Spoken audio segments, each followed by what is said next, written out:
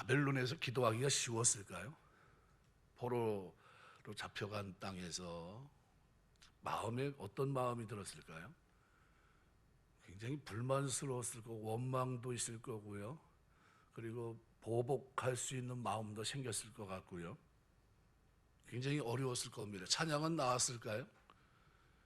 예, 그들이 수금하면서 노래를 부르는 찬양은 아마 부르고 싶지 않았을 겁니다. 그래서 시편 137편을 보시면 1절부터 4절의 기록을 보면 우리가 바벨론 여러 강변 거기에 앉아서 시온을 기억하며 울었도다. 그 중에 버드나무에 우리의 수금을 걸었나니 이는 우리를 사로잡은 자가 거기서 우리에게 노래를 청하며 우리를 황폐하게 한 자가 기쁨을 청하고 자기들을 위해 시온의 노래 중 하나를 노래함이로다. 우리가 이방 땅에서 어찌 여호와의 노래를 부를까? 2절 보시면 뭐라고 배우냐면 이렇게 얘기합니다. 그 중에 버드나무에 우리가 우리의 수금을 걸었나니 뭐 하는 겁니까? 부르지 않겠다는 겁니다. 노래할 맛도 없고 찬양할 기분도 아닌데 조롱하듯이 찬양하라고 하니까요, 찬양할 마음이 없습니다. 이스라엘은 거기 바벨론 땅에서 찬양이 멈춰졌습니다. 수금은 버드나무에 걸어버렸죠.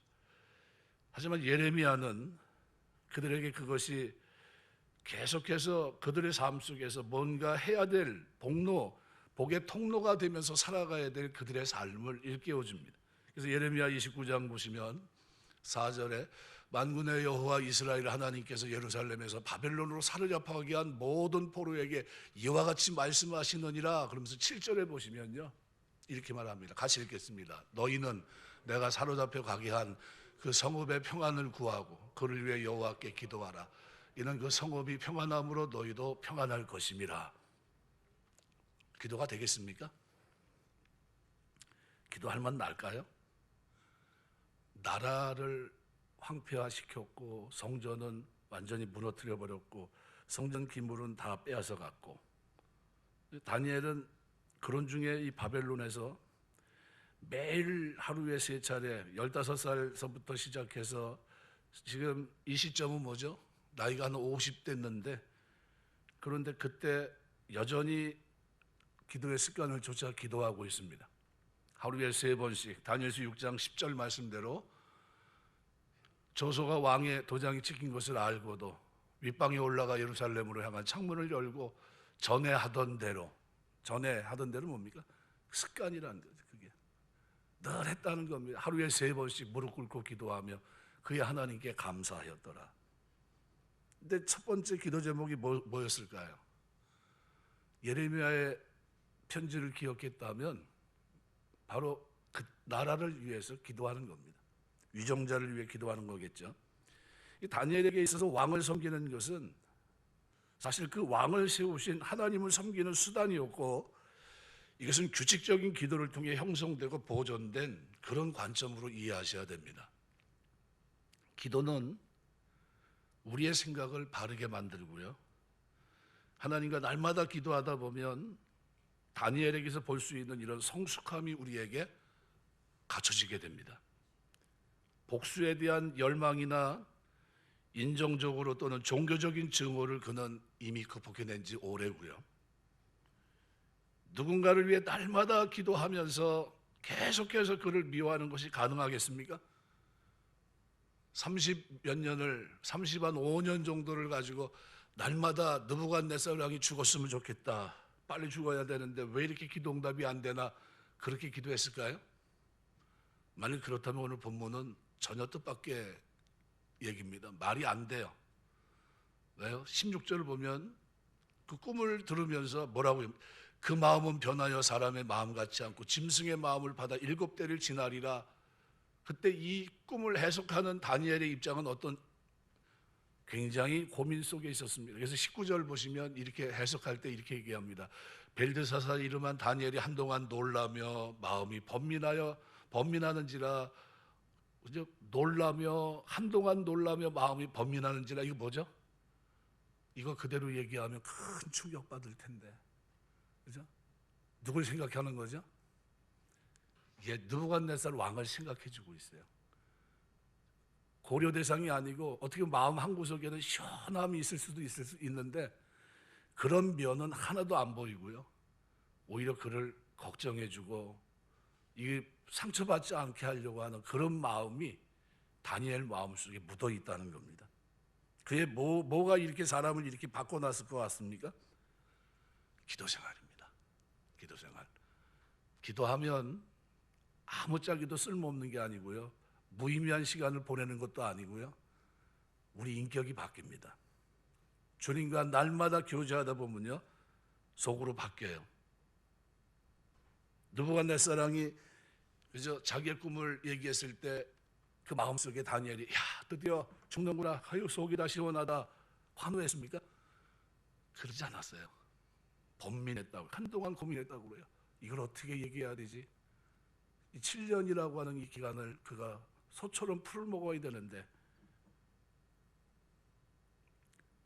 사실 느부갓네살 왕을 생각할 때 어떤 생각이 있습니까?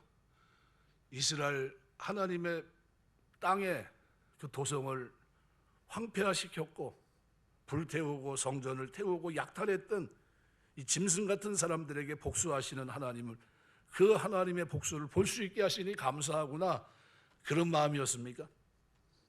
그런데 다니엘의 반응은 의외의 반응이 일어났다는 거죠. 그래서 19절에 보면 한동안 놀라며 마음으로 번민하는지라 굉장한 고민 속에 있었습니다. 이 번민하는 모습을 누가 보고 있죠? 왕이 봅니다. 그래서 왕이 그에게 이렇게 얘기해요. 벨드사사라 너는 이 꿈과 그 해석으로 말미암아 번민할 것이 아니니라. 고민하지 말아라. 이게 좋은 꿈 같지는 않은 것 같다. 그러면서 어떻게 해요? 네가 해석하는 대로 해석해 달라는 겁니다. 왕의 말을 들으면서 한동안 놀라며 마음으로 번민해 있습니다. 다니엘은 악의와 복수를 극복하고 악인들의 파멸에 대해 기뻐하지 않는 신앙의 인격, 주님을 닮아간 인격이 그에게 있습니다. 바로 이 점이 하나님과 많은 시간을 기도로 보낸 그래서 그분을 닮아간 사람들의 특징으로 생각이 됩니다. 에스겔 33장 11절을 보시면 이렇게 얘기합니다. 너는 그들에게 말하라. 주 여호와의 말씀이니라 나의 삶을 두고 맹세하노니 나는 악인이 죽는 것을 기뻐하지 아니하고 악인이 그 길에서 돌이켜 떠나 사는 것을 기뻐하노라. 이스라엘 족속아 돌이키고 돌이키라. 너희 악한 길에서 떠나라. 어찌 죽고자 하느냐 하셨다 하라 그랬습니다. 복수를 향한 본능은 대단히 강합니다. 그때 비로소 우리 마음에 참된 동기가 드러나게 돼요. 이 장면을 이 꿈을 대하면서 다니엘이 평상시 갖고 있었던 마음이 여실히 드러난 겁니다. 어떤 마음이죠? 왕을 생각하는 마음이 있었다는 거예요. 하나님 저가 교만하지만 하나님 버림받지 않게 하시고 처음 꿈을 꾼 대로 또 인도에 의해서 그 머리가 날아가되 저가 하나님을 알고 하나님의 주권을 인정하고 하나님 백성으로 살 수 있도록 해달라 이 기도를 드렸을 거예요. 몇 년 드렸을 것 같습니까? 유추해석이라고 합니다. 기도할 때마다 했을 것 같아요. 최소한 하루에 한 번은 드렸을 것 같아요. 그래서 이 장면을 보면서 자기 의에 사로잡혀 우리가 다른 인간의 연약함에 대해 기뻐하는 사람인지 아니면 그리스도처럼 자기를 배반하고 부인한 사람들에 대해서도 슬퍼할 줄 아는 사람인지 이것이 신앙의 인격 속에 드러나게끔 되어 있는 겁니다. 그럼 우리가 신앙생활을 오래 했어요. 어떤 분은 30년, 어떤 분은 40년, 어떤 사람은 모태신앙 이렇게 얘기합니다. 어떤 분은 일생을 그렇게 살아온 거죠. 기도생활도 많이 했을 것이고 오랜 세월 이렇게 살아왔습니다. 우리 기도에 뭐가 묻어 있어야 됩니까? 긍휼과 사랑과 용서가 묻어 있어야 돼요. 녹아 있어야 되고 악인이 망하는 것 가지고 기뻐하고 즐거워하고 그런 모습이 전혀 없고요. 그가 하나님을 알지 못함으로 무너지는 그 모습 때문에 오히려 고민하는 그리고 그런 흔적이 오늘 본문의 다니엘의 모습이라는 겁니다. 그래서 오늘 이 본문을 보시면서 이 면을 여러분이 꼭 기억하셔야 됩니다. 나는 어떤 사람인가? 내 삶의 주변에 지금 나와 만나고 나를 힘들게 했고 나를 고단하게 만들고 그 사람만 생각하면 치가 떨리고 생각하지 않고 그 사람 때문에 내가 망한 것이고 그 사람이 나에게 행한 이 일들을 생각하면 생각하고 싶지도 않은 거예요. 그 사람을 위해 기도할 수 있겠습니까? 그 사람이 이런 꿈을 꿨을 때 고민하면서 저 영혼이 망하면 안 되는데 저 영혼을 내가 살려내야 되는데 그런 마음을 가지고 기도할 수 있겠습니까? 이게 오늘 다니엘의 마음이에요. 여러분 마음은 어떻습니까? 마음이 그냥 속이 다 후련하고 막 이런 모습입니까? 이야, 드디어 인과응보구나. 그래, 하나님 심은 대로 거두게 하신다고 했더니 그래, 내가 저놈이 망하는 걸 드디어 보게 하시는구나. 그리고 막 그냥 야 잔치를 하자 막 그러겠습니까? 그거는 신앙의 인격이 아니에요. 그래서 오늘 본문에 이분을 다니엘을 가지고 느부갓네살이 뭐라고 합니까? 너는 능히 하리니. 이 꿈을 너는 능히 해석할 수 있다는 거예요. 머뭇거리지 말라는 겁니다. 어떤 사람입니까? 다니엘은 성령 충만한 사람입니다. 그래서 너는 너만큼은 가능하다는 겁니다. 이미 4장에서 8절, 9절, 18절 말씀을 통해서 그의 안에는 거룩한 신들의 영이 있는 자라 하면서 계속 강조합니다. 그죠? 그는 내 신의 이름을 따라 벨드사다 이름한 자요. 그 안에는 거룩한 신들의 영이 있는 자라. 9절에서도 거룩한 신들의 영이 있는 즉 어떤 은밀한 것이라도 내게는 어려울 것이 없는 줄 내가 안다. 또 오늘 본문 18절에도 똑같이 얘기합니다. 벨드사다 이 꿈을 밝히 말하라.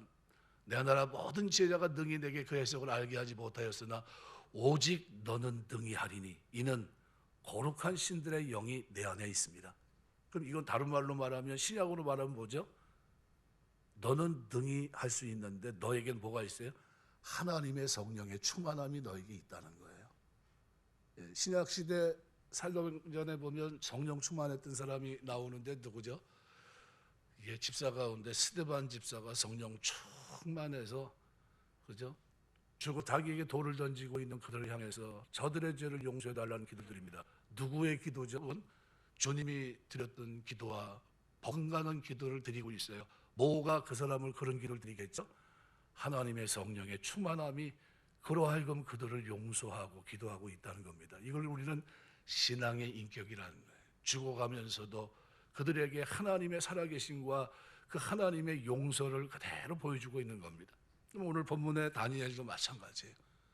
이 어려운 중에 그가 고민하고 번민하는 그 장면을 보면서 왕은 벌써 딱 알았어요. 30몇 년을 같이 생활했으니까요. 그의 꿈은 정확하고 그가 어떤 사람인지 이미 알아요. 얼마나 성실한 사람인지, 그가 얼마나 정직한 사람인지, 그가 어떻게 하나님의 신에 감동된 사람인지 압니다. 그런 그가 어떻게 머뭇머뭇거리고 있는 겁니다. 이 말을 하면 상처를 받을 때인데 저 사람이 하나님 앞에 돌아와야 되는데 하는 그런 마음이 있었던 거예요. 그래서 하나님 앞에 고민하는 이 모습이 너무나도 아름다운 모습이라는 거예요. 우리 신앙생활하면서 여러분의 삶에 이런 기도와 이런 모습이 있게 되시길 주 이름으로 축원합니다. 이게 하나님 백성들의 모습이에요. 하나님이 느부갓네살 왕에게 이와 같이 꿈으로 계시 주신 목적이 뭡니까? 인생으로 그 마음에 오늘 17절 끝에 보면 뭐라고 표현하고 있습니까? 이렇게 얘기해요. 사람들이 알게 한다. 지극히 천한 자를 그 위에 세우신 줄을 사람들이 알게 하려 함이라. 알게 하려 함이라. 이렇게 얘기해요. 인생으로 알게 하기 위해서 하나님이 느부갓네살 왕에게 그와 같은 꿈을 허락해 주셨습니다. 이거 누구의 기도의 응답인 것 같습니까? 다니엘의 기도의 응답이에요. 오랜 동안 기도했고, 그죠? 그리고 이제는 소처럼 풀을 뜯어먹기 전 그 꿈을 주시고 꿈을 해석해야 된 다니엘 입장에서 드디어 때가 왔구나. 하나님이 처음에 꿈 2장에서의 꿈을 하나님이 이제 이루시려고 하나 보다. 그리고 그걸 하면서 고민하고 고민합니다. 어떻게 풀어가야 될까? 이것을 어떻게 얘기해야 되지? 고민합니다. 근데 이 이유가 뭐죠? 하나님을 알게 하려 합니다. 호세아서에 보면 하나님이 선지자 호세아를 통해서 내 백성이 지식이 없으므로 망하는도다 그랬습니다. 알아야 할 것은 알아야 되는데 알지 못하기 때문에 망한다는 거예요. 오늘 느부갓네살 왕도 마찬가지죠. 누구를 알아야 됩니까? 하나님을 알아야 돼요. 지극히 높으신 하나님을 알아야 되는데 알지 못하니까. 그래서 오늘 꿈을 준 이유가 뭐죠? 사람으로 알게 하려 함이라 하였느니라. 무엇을 알게 합니까? 오늘 본문에는 17절에는 세 가지를 얘기합니다. 첫 번째는 지극히 높으신 자가 사람의 나라를 다스리시며, 하나님이 다스린다는 거예요. 이스라엘 백성의 여호와 하나님은 지극히 높으신 하나님이라는 것을 말씀해 줍니다. 하나님이 이 땅 모든 나라를 다스리십니다. 느부갓네살왕의 권세가 아무리 대단해 보여도 그 위에 하나님이 계십니다. 하나님께서 나라의 주인 되시고 하나님께서 그 나라를 다스리십니다. 우리는 언제나 내 위에 하나님이 계시다는 것을 잊지 마셔야 됩니다. 유대인들은 언제나 내 위에 하나님이 계시다는 것을 기억하기 위해 머리에 모자 같은 걸 씁니다. 동그란 모자 보셨나요? 그걸 뭐라고 그러냐면요, 뭐라고 그러는지 아십니까? 키파라고 부릅니다. 키파. 골키퍼가 키퍼가 아니라 키파라고 부릅니다. 빵똥 모자를 이렇게 딱 쓰고 다니죠. 누가 계시다고요? 하나님이 내 위에 계시다는 거예요. 그걸 인식하고 살아갑니다. 쓰는 이유가 뭐죠? 지금도 내 위에 하나님이 계시다, 이걸 상기하기 위해서입니다. 그래서 그거 쓰고 다니는 거예요. 우리는 늘 생각하셔야 됩니다. 지극히 높으신 자가 사람의 나라를 다스린다는 게, 하나님 지금도 내 위에 계셔서 불꽃 같은 눈초리로 나의 모든 것을 살피고 계시고, 하나님께서 내 위에 계셔서 나를 지켜주시고 나의 발걸음을 인도해 주신다는 사실을 늘 잊지 마셔야 돼요. 살아가면서 하나님의 백성으로 사는 동안 이렇게 하나님을 알게 되시길 주의 이름으로 축원합니다. 두 번째로 자기 뜻대로 그것을 누구에게 주시며 그랬습니다. 느부갓네살왕이 잘나서 바벨론 왕국의 왕이 된 것이 아니라 하나님이 주셨다는 게, 하나님이 허락하셨기 때문에 왕이 됐다는 겁니다. 하나님의 뜻대로 모든 것이 이루어집니다. 내가 잘나서 이루어진 것이 아니라는 겁니다. 바울의 말처럼 나의 다 된 것은 전적인 하나님의 은혜입니다. 우리가 살아가면서 하나님의 은혜, 뜻대로 그것을 누구에게 주시며 그랬습니다. 그럼 여러분 기도할 때 뭐 놓고 기도하셔야 돼요? 주님 은혜 주셔야 됩니다. 주님 은혜로 사는데 은혜 베풀어 주시옵소서. 은혜 베풀어 주시옵소서. 어떤 어려운 난관을 딱 경험하면요, 그럼 뭐 기도 유창하게 할 필요 전혀 없습니다. 그냥 한마디만 하면 됩니다. 하나님 은혜 베풀어 주셔야 됩니다. 저는 전혀 알지 못합니다. 하나님의 선물이면 됩니다. 하나님이 허락하시면 되고, 저는 앞길을 알지 못합니다. 하나님이 은혜 주셔야 됩니다. 목자이신 하나님이 은혜 주시면 되는 줄 믿습니다. 그리고 하나님께 맡겨요. 제가 제일 많이 기도했던 기도문이 내 인생을 내게 맡기라, 그럼 내가 내 길을 지도하리라. 이 말을 저는 몇 번 했는지도 모릅니다. 하나님 앞에. 하나님 저희 인생을 하나님께 맡겼지 않았습니까? 하나님이 인도하실 줄 믿습니다. 가장 좋은 길로, 복된 길로, 영광스러운 길로 하나님 인도하실 줄 믿습니다. 그리고 늘 기도했어요. 여러분 신앙생활 속에 이런 은혜 있게 되시길 주의 이름으로 축원합니다. 그리고 오늘 세 번째는 지극히 천한 자로 그 위에 세우시는 줄을 알게 하려 함이라 하였느니라 그랬습니다. 하나님이 원하시면 지극히 낮은 자라도 얼마든지 높아질 수 있다는 겁니다.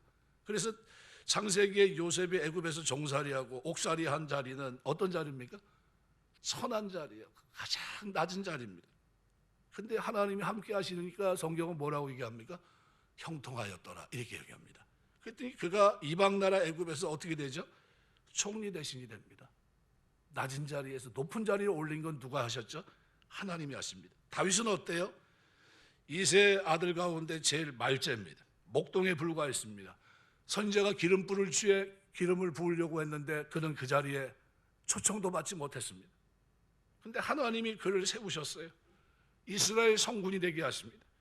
나는 부족하고 힘이 없지만 하나님이 은혜 베풀어 주시면 얼마든지 나를 통해 하나님의 능력이 나타나고, 그리고 하나님의 은혜를 경험하게 되는 줄 믿습니다. 그래서 우리 신앙생활 하면서 하나님의 은혜를 자꾸 구하게 되시길 주의 이름으로 축원합니다. 하나님 저는 제 진로도 잘 모릅니다. 하나님 길을 인도해 주셔야 됩니다. 하나님 은혜 주셔야 됩니다. 그래야 돼요. 전적으로 하나님께 맡겨야 돼요. 그럴 때 하나님께서 오늘 우리를 더욱 귀하게 사용하실 줄 믿습니다. 이 느부갓네살로 하여금, 오늘 우리로 하여금 깨닫게 하기 위해서 하나님께서 느부갓네살 왕의 꿈을 허락해 주셨습니다. 근데 느부갓네살 왕은 그걸 깨닫지 못합니다. 잘나서 큰 업적 세운 것으로 착각했습니다. 교만했죠. 하나님이 그를 치신 겁니다. 교만했던 그를 내리치셨어요. 그래서 18절에 보면요, 그가 얼마나 교만했는지, 나 느부갓네살 왕이 이 꿈을 꾸었나니, 나, 이게 뭐죠? 대명사입니다. 이것을 쓴 것은 권위 있게 말하기 위해서입니다.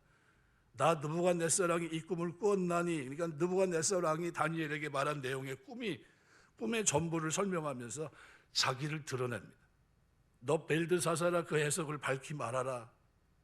다니엘의 이 바벨론식 이름을 부르면서 이제 꿈의 내용을 다 말했으니 너도 나에게 해석을 밝히 말해보라는 겁니다. 내 나라 모든 박사가 등이 해석을 내게 하지 못하였으나 다니엘이 오기 전에 바벨론의 박사들을 불러봤지만 해석하지 못합니다. 그런데 뭐라고 얘기합니까? 오직 너는 능히 하리니. 그러니까 느부갓네살 왕이 다니엘은 인정해 줍니다. 인정을 받고 있고, 인정을 받는 일이 얼마나 좋습니까? 그런데 그 인정 속에는 뭐가 녹아있죠? 한 사람이 평생 기도한 기도의 흐름이 그 속에 녹여 있는 겁니다. 얼마나 기도했을까요? 하나님, 이 나라 바벨론 느부갓네살 왕이, 교만한 이 사람이 하나님을 알고 지극히 높으신 하나님을 높이고 찬양할 수 있고, 저 사람 때문에 이 나라가 하나님을 알게 하옵소서 기도했을 겁니다. 그렇게 됐어요? 안 됐어요? 그렇게 됐습니다. 조서를 내려 온 땅에, 바벨론 땅에 느부갓네살이 조서를 내려서 지극히 높으신 하나님을 4장에서 6번이나 찬양하는 모습이 기록이 되어 있는 겁니다. 뭐 때문에 이런 역사가 일어났을 것 같습니까? 저는 다니엘의 기도, 신앙의 인격인 기도, 그것 때문에 이 결과가 있었다고 생각합니다. 우리가 신앙생활하면서 좋은 평판을 받는 것이 참 중요한데, 어떤 평판을 받아야 되냐면요, 저 사람은 성령 충만한 사람이야. 어떤 성령 충만한 사람이죠? 다른 말로 말하면 저 사람은 성령 충만해서 기도하는 사람이야. 한번 따라서 성령 충만해서 기도하자. 우리 신앙생활하면서 성령 충만해서 기도하셔야 돼요. 그죠? 아무리 대적 같은 사람이 눈에 있어도 어떻게 해요? 기도하면 몇 년이면 해결돼요? 죽기 전에 해결됩니다. 하나님이 해결하세요. 30년 기도했더니 하나님이 어떻게 해요? 30년도 기도 안 했더니 하나님께서 절대로 변할 것 같지 않은 사람이 변한 겁니다. 얼마나 놀랬겠습니까? 저로 하여금 하나님이 하나님을 알게 하시는구나, 내 기도에 응답하시는구나, 어떻게 내가 저 사람을 알게 해야 될까 고민하면서, 번민하면서 그런 모습이 오늘 4장에 기록이 되어 있는 겁니다. 다니엘이 인정받을 수밖에 없었던 이유가 있다면 바로 성령 때문, 성령 충만한 사람, 날마다 기도하면서 기도가 일이 아니라 감사함으로 기도할 줄 아는 사람이었기 때문이에요. 기도는 내가 이 땅에서 해야 될 가장 귀한 일이라는 것을 그가 알았습니다. 그래서 시간 제껴놓고 뜻을 정하고 하나님 앞에 사는 동안 기도는 뭐예요? 결코 포기할 수 없는 일이 됐던 겁니다. 30년을 한결같이 자기에게 주어진 사명에 꾀부리지 않고 게으름 부리지 않고 충성을 다하고 그렇게 살 수 있고 거룩하게 살 수 있는 힘은 어디 있죠? 기도에 있습니다. 기도에. 그렇게 살 수 있는 능력이 기도에 있었던 거예요. 사람이요, 자꾸 들어도 왜 실천을 못하죠? 기도가 동력입니다. 말씀대로 지킬 수 있는 힘이 어디서부터 오죠? 기도부터. 와, 이제 한국교회가 왜 지금 이렇게 좀 뭐 이렇게 쫄딱 망한 것처럼 뭐 젊은 세대가 없고 왜 이렇게 됐죠? 기도가 무너져서 그래요. 기도가. 말씀을 듣는데 귀는 진짜 커가지고 어떻게 코끼리 귀처럼 그냥 엄청나게 큰데 발은 없어요. 그 뜻대로 살아내지 못합니다. 뭐가 없어서 그렇죠? 입이 벙어리가 돼서. 입이 꽉 다물고 있는 겁니다. 얘기 좀 해봐 그래도 꽉 다물고 있어요. 그 입이 열려야 되는데, 그리고 하나님께 부르짖어야 되는데, 그래야 뭐가 되죠? 그래야 사람 꼴이 나는데 그게 안 된 거예요. 말씀을 맺겠습니다. 너무 그냥 지나치게 한밤중에 너무 힘들게 얘기하면 집에 가서 주무시는데 곤란하니까, 오늘 이제 본문에서 뭘 느끼셔야 된다고요? 다니엘의 기도의 삶을 느끼셔야 돼요. 대단한 사람이구나. 하나님의 성령이 그에게 임하니까 뜻을 정하고 사는데 그냥 산 게 아니라 뭐 했다고요? 하루에 3번씩 기도하는데 그 기도 속에 누가 있다고요? 느부갓네살의 변화도 그 속에 있었구나. 그를 어떻게 해요? 시원하구나 이 마음이 없고 그의 보면서 어떻게 해요? 이것이 왕에게 이루어지지 않았으면 좋겠습니다. 너무 고통스러운 겁니다. 치욕적인 것이고 왕에게 이 일은 일어나지 않고 차라리 다른 사람에게 이런 일이 일어났으면 좋겠습니다. 그게 다니엘의 마음이었어요. 중심. 어떤 거죠? 기도가 그 사람을 변화시킨 거예요. 민족의 원수, 부모의 원수, 나라의 원수 아닙니까? 그런데 그를 위해서 뭐 하다 보니까요, 날마다 기도하다 보니까 주님의 사랑으로 그를 품고 있어요. 그리고 그 사랑으로 그에게 가장 좋은 길을 인도해 주고요, 그에게 그리스도의 사랑을 나타내는 그리스도의 인격이 풍성한 모습으로 자리 잡고 있습니다. 오늘 다른 거 볼 거 하나도 없고요, 나에게 이것이 지금 이루어지고 있는가? 나에게 그리스도의 신앙의 인격이 자리 잡고 있는가? 오랜 세월 내가 하나님을 섬기며 사는 동안에 내 삶의 주변에 나를 힘들게 한 그 사람을 나는 품어주고 있는가? 그들을 위해 기도를 하고 있는가? 그들이 문제가 생겼을 때 감싸주는 그 마음은 나에게 있는가? 이것이 오늘 우리에게 필요한 겁니다. 이것을 놓고 기도하셔야 돼요. 하나님, 내가 인과응보로 생각하지 않게 하시고 어떤 장면에 있든지 그 속에서 내가 하나님의 사람으로, 내가 기도의 사람으로 성령 충만한 사람으로 사는 동안에 나와 관계된 사람들과 좋은 교제가 될 수 있도록, 하나님께 영광이 될 수 있도록 하나님, 내가 주님 닮아가게 하옵소서. 내 인격이 아니라 내 속엔 이런 것이 나올 수가 없는데 내가 주님 앞에 나아가면서 고쳐진 내 인격, 성령 충만으로 인해 내 삶에 만들어진 이 신앙의 인격, 이것이 하나님 많은 사람에게 좋은 영향을 끼치며 살 수 있도록 하나님 나를 붙들어 주시옵소서. 이렇게 기도하시고요, 그 기도가 우리가 드려야 될 중요한 기도입니다.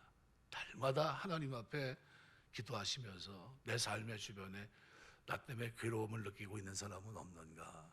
그런 사람이 있으면, 그죠? 그 사람을 위해서 기도해 주시고요, 그 어려움 속에 있을 때 위로해 줄 수 있는 마음, 그런 마음도 나에게 있어야 될 것 같고요.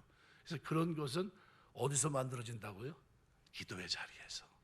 기도의 자리. 그럼 기도의 자리는 여러분이 목숨 걸고 지켜야 될 자리입니다. 왜요? 하나님이 나를 만드는 자리니까요. 내가 거기서 당금질 하시는 거예요. 하나님이 내가 잘못한 거 있으면 나를 혼내실 거고요, 그때 거기서 내 인격이 거기서 다듬어지는 겁니다. 그러면서 하나님 기뻐하시는 모습으로 이 땅을 살아내게 됩니다. 우리 인간은요, 죄 속에 있기 때문에 절대로 우리 속에서는 그렇게 선한 마음이 일어나지 않아요. 그런데 오늘 본문에 다니엘은 어때요? 하나님의 신이 그와 함께 아니니까요, 그 인격 속에 사랑이 흐르고 있어요. 그 인격 속에 사랑이, 그 기도 속에 사랑이 녹아 있고요, 이 모습이 우리가 기도해야 될 모습이고 본받아야 할 모습이고, 이것이 하나님께 쓰임받는 모습이고요, 하나님이 영광 받는 모습입니다. 저와 여러분의 삶 속에 이런 모습이 있게 되시길 주의 이름으로 축원합니다. 기도하겠습니다.